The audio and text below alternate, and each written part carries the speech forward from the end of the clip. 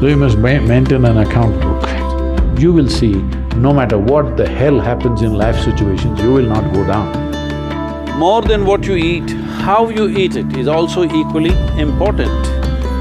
Check and see if you're still alive. If you are, just do this much for your sake. This is the end of suffering. Once there is no fear of suffering, only then you will explore the full depth and dimension of this life.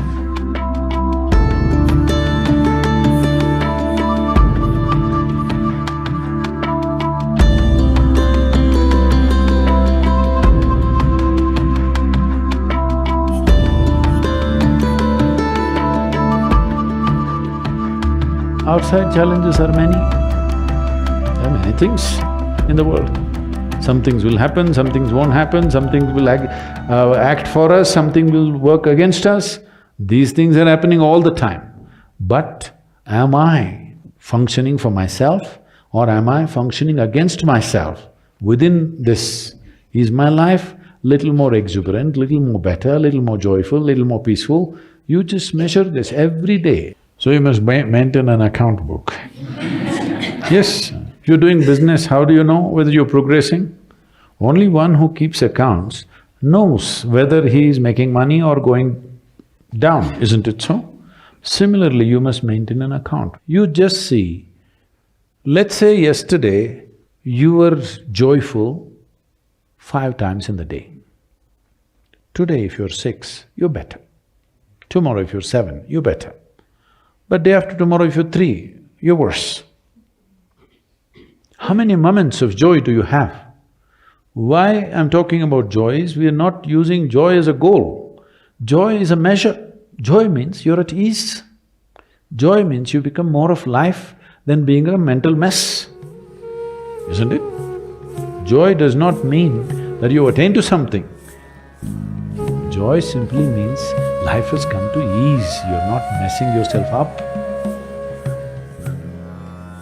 Spend 5 minutes, have I been better today than yesterday? Has my day been better?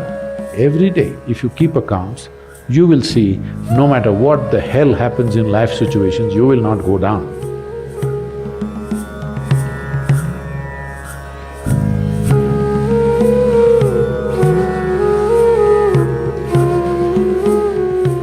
Here, I'm not trying to tell you what to eat and what not to eat. You eat whatever you want.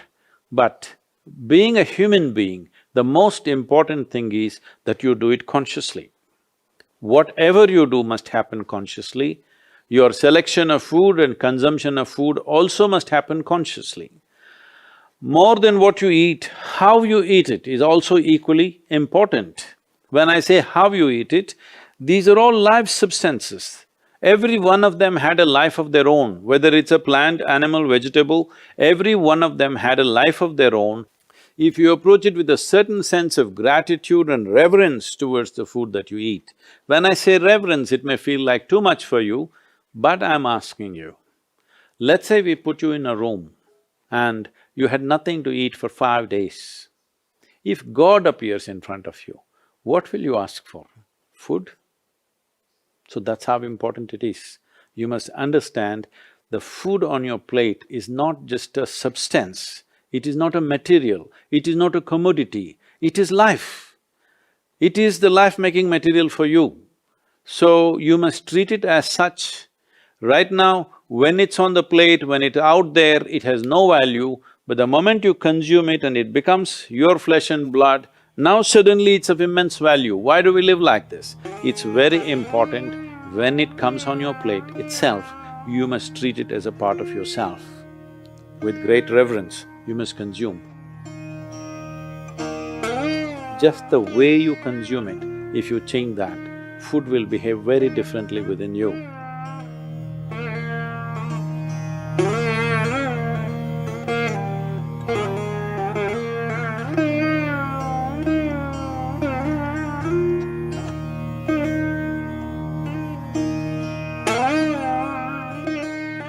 The soil that you walk upon has a certain sense of intelligence and memory.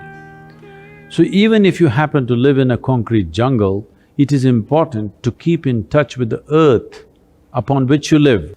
create ways for yourself to somehow remain in touch with the soil or the earth upon which you live, that part of the earth. With your bare hands and bare feet, see particularly the palms and the soles, if they come in touch with the earth on a daily basis, at least for a few minutes, a certain harmonizing of the physiological process will happen just being in contact with the earth. If you spend at least a few minutes in your garden, barefooted, touching plants or trees, because this is the basis of your life. All life, yours and every other creature, has come out of this earth. Stay in touch with it and harmonize your system.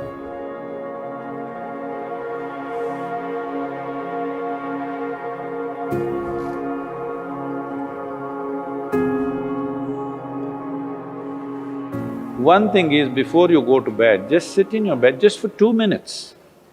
2 minutes, just see, suppose you're going to die right now in 2 minutes' time, how it'll be, and then sleep. You will see tomorrow when you wake up, you'll wake up like you just born. If you go to sleep with this awareness, you will wake up with a completely new dimension of energy within you.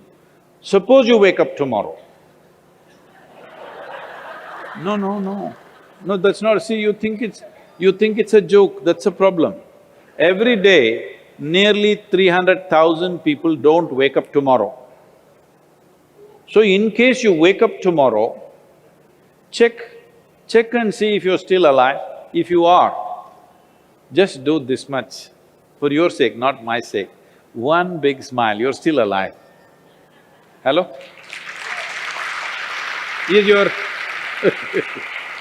Is your life worth this much? See, do not think every day you will wake up, one day you will not wake up. Yes or no? Tomorrow morning you woke up, check if you're still alive. If you're dead, I will pardon you. If you're alive, one big smile.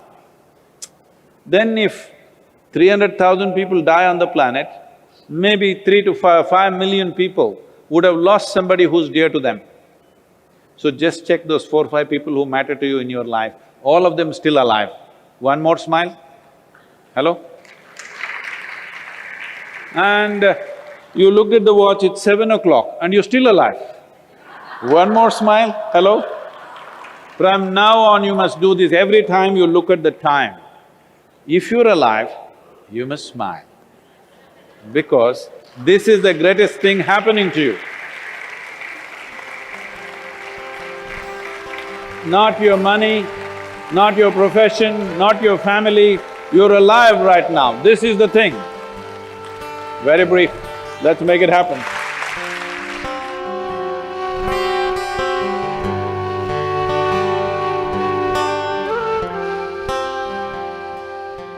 Your ability to live well on this planet is essentially how well you can harness this body and this mind. Yes or no? So if you have to harness this the way you want it, it's very important. There is a little space between you and the body. There is a little space between you and the mind.